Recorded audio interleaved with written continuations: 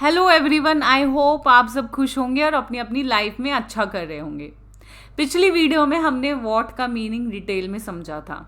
अब इस वीडियो में हम उसकी एप्लीकेशन देखेंगे क्वेश्चन के द्वारा। तो क्वेश्चन क्या है? The increase in life expectancy in the country has led to newer health challenges in the community. What are those challenges and what steps need to be taken to meet them.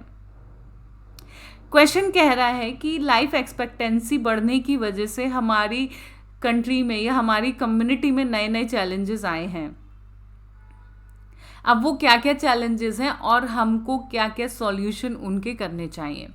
तो आप अपने answer को 3 parts में divide कर सकते हैं: introduction, body, conclusion. Introduction में आप स्टैटिस्टिक्स दे सकते हैं लाइफ एक्सपेक्टेंसी के बारे में। बॉडी पार्ट में आप जो है इंक्वायरी करेंगे हेल्थ चैलेंजेस से रिलेटेड जो कि लाइफ एक्सपेक्टेंसी से बड़े हैं, जैसे कि mental, physical, social, economic, political challenges आप इसमें कोट कर सकते हैं। फिर आप बताएंगे कि इन चैलेंजेस को कैसे हम लड़ सकते हैं। देन आप कंक्लूड कर सकते हैं इसको फ्यूचरिस्टिक विजन के साथ। तो इंट्रोडक्शन देखते हैं कि हम इंट्रोडक्शन में क्या लिख सकते हैं। तो जैसा कि मैंने बताया कि आप कोई भी स्टैटिस्टिक्स या रिपोर्ट से, डेटा से स्टार्ट कर सकते हैं। जैसे कि WHO की रिपोर्ट के अकॉर्डिंग इस टाइम इंडिया में लाइफ एक्सपेक्टेंसी है 6.3 ईयर्स, सॉरी, इस टाइम लाइफ एक्सपेक्टेंसी है 67.3 ईयर्स। और United Nations Fund for Population इसके according 20% of the population, Indian population elderly होगी बाय 2050, 20%। अब ये लाइफ एक्सपेक्टेंसी बढ़ने की वजह से बहुत सारे चैलेंजेस आ रहे हैं, जिसमें कि मेंटल चैलेंजेस जैसे कि डिमेंशिया, अल्जाइमर डिसीजेस, डिप्रेशन, ये सब मेंटल चैलेंजेस आ रहे हैं। और ये मेंटल चैलेंजेस क्यों आ रहे हैं? ये आ रहे हैं सोशल चैलेंजेस की वजह से। सोशल चैलेंजेस क्या है कि नेक्स्ट जनरेशन जो है वो अपनी अपनी लाइफ में बिज़ी हो जाती है। जो किड्स होते हैं उस पर्सन के, वो अपनी लाइफ में अपना करियर बनाने में बिज़ी हो जाते हैं। बट जो एल्डरली पीपल होते हैं उनके पास इतना काम नहीं होता है, तो वो लोनलीनेस फील करते हैं, एक काइंड ऑफ एम्प्टीनेस फील करते हैं,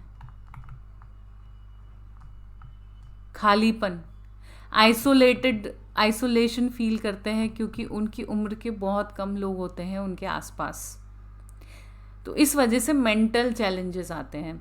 अब मेंटल चैलेंजेस तो क्या करते हैं, वो फिजिकली बॉडी को भी डिग्रेड करते हैं। सबसे ज़्यादा मेंटल इश्यूज़ की वजह से बीमारियां होती हैं, जैसे ब्लड प्रेशर, हाइपरटेंशन, डायबिटीज़, ये सब एज ओल्ड डिसीज़ेस हैं। अर्थराइटिस ओल्ड एज की डिसीज़ेस हैं। लॉस ऑफ विजन, हियरिंग का भी लॉस हो जाता है। मोबिलिटी काफ़ी कम हो जाती है। अब इन सब चैलेंजेस की वजह से इकोनॉमिक चैलेंजेस भी आते हैं, क्योंकि दे आर नॉट वर्किंग, तो उनको फाइनेंशियल इनसिक्योरिटी भी देखनी पड़ती है। कई बार उनको किड्स पे भी डिपेंड होना पड़ता है अपने खर्चे के लिए, गुजर बसर के लिए।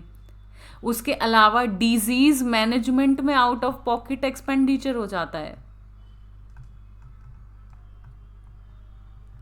एक बार डॉक्टर को दिखाने पहुंच जाओ तो कितना ज़्यादा खर्चा होता है, और एल्डरली एज में तो बहुत ज़्यादा खर्चा होता है। तो ये भी दिक्कतें आती हैं, और ये सब दिक्कतें कुल मिला के बेसिकली पॉलिटिकल चैलेंजेस की वजह से हैं कि हमारा जो गवर्नमेंट का फोकस है वो एजिंग पॉपुलेशन पे बहुत कम है। कहाँ पे आपने देखा होगा कि इलेक्शन कैंपेन में बात हो रही है एल्डरली की? तो insufficient focus on aging population।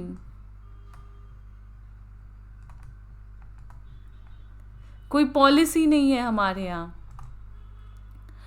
Elderly specific health care units नहीं है, lack of health care units for elderly people. बच्चों के लिए होती हैं बट एल्डरली के लिए बहुत कम होती हैं। अब ये सब चैलेंजेस तो हैं, बट इनके सॉल्यूशंस क्या हैं? इनके सॉल्यूशंस सिंपल हैं कि सबसे पहले हमको जो है जेरियाटिक केयर यूनिट्स लगानी चाहिए, ये यूनिट्स बनानी चाहिए, जेरियाटिक केयर यूनिट्स।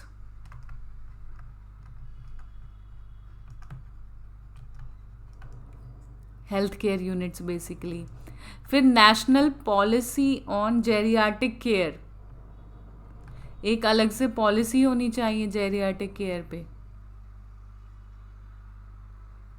फिर ये इंश्योर करना चाहिए कि रिसर्च एंड डेवलपमेंट हो जो ओल्ड एज की डिसीजेस हैं उनसे रिलेटेड, जैसे ऑस्टियोपोरोसिस। हेल्थ केयर में इन्वेस्टमेंट बढ़े, एल्डरली हेल्थ केयर में। तो सॉल्यूशंस देने के बाद हम मूव करेंगे कंक्लूजन की तरफ, और जैसे कि मैंने बताया आप फ्यूचरिस्टिक कंक्लूजन दे सकते हैं जिसमें आप बता सकते हैं कि हमें इंश्योर करना चाहिए डिग्निटी और वेलबींग एल्डरली के लिए, ताकि जो है इक्विटेबल सोसाइटी रहे, और वो इक्विटेबल सोसाइटी हो इंटरजनरेशनल, मतलब कि सारी जनरेशन के लिए जो सोसाइटी है वो इक्विटेबल रहे। Because elderly are not just passive beneficiaries but active participants in society. वो पैसिव बेनिफिशरीज नहीं हैं, वो अभी भी एक्टिव पार्टिसिपेंट्स हैं सोसाइटी में।